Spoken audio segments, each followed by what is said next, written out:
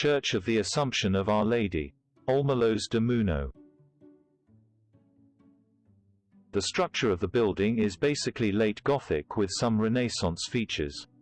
The temple consists of 3 naves, one of which, the western one, collapsed about a century and a half ago. Until recently, only the central nave was used for worship. The eastern one served as a storage room. In 1987, important improvement works were carried out that left the church as we see it today. Inside we can see semicircular and pointed arches built with solid and noble stone, attached to equally solid columns, but truncated before reaching the ribs of the non-existent vault. Only the first body of the temple, the one corresponding to the presbytery, has ribbed vaults. The ceiling of the nave is flat and plaster.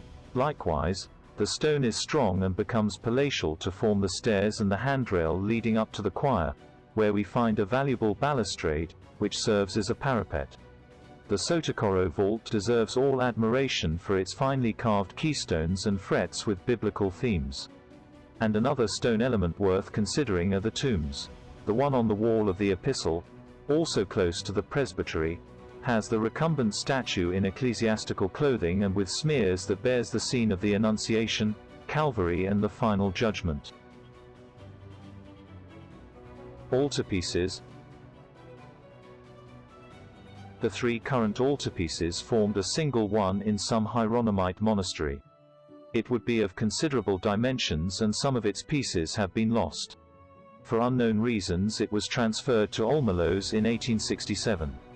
The making of the altarpiece must be dated to the last years of the 17th century, following the classicist Baroque style of the masters Policarpo de la Nestosa and Juan de Pobes.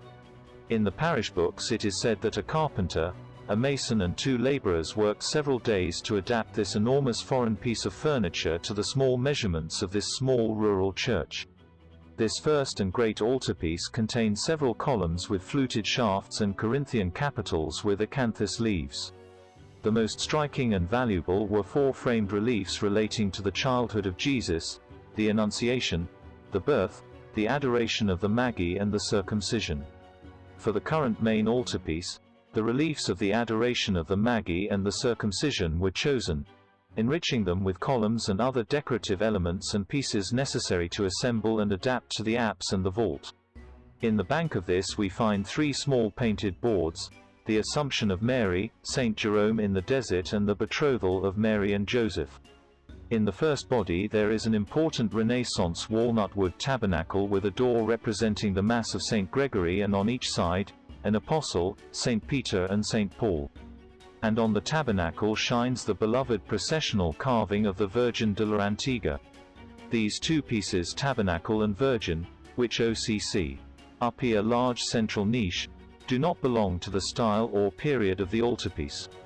It is very easy to deduce that this central place was originally occupied by the giant carving of St. Jerome, which came to occupy a secondary place on one side of the presbytery. The attic of the altarpiece is occupied by round sculptures, the 3 images of a Calvary in a niche, the Gothic Christ of considerable value and the Virgin and St. John, Baroque. And on each of the sides, 2 nuns, possibly from the Geronima order. The tympanum or auction is made up of a polychrome table in an arch, representing the Eternal Father accompanied by 4 angels.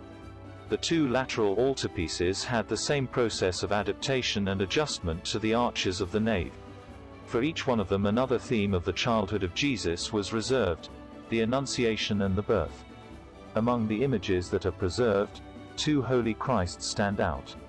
There is also a chalice custody, a double piece of silver, tower type with fine embossed work and a legend at the base of the chalice.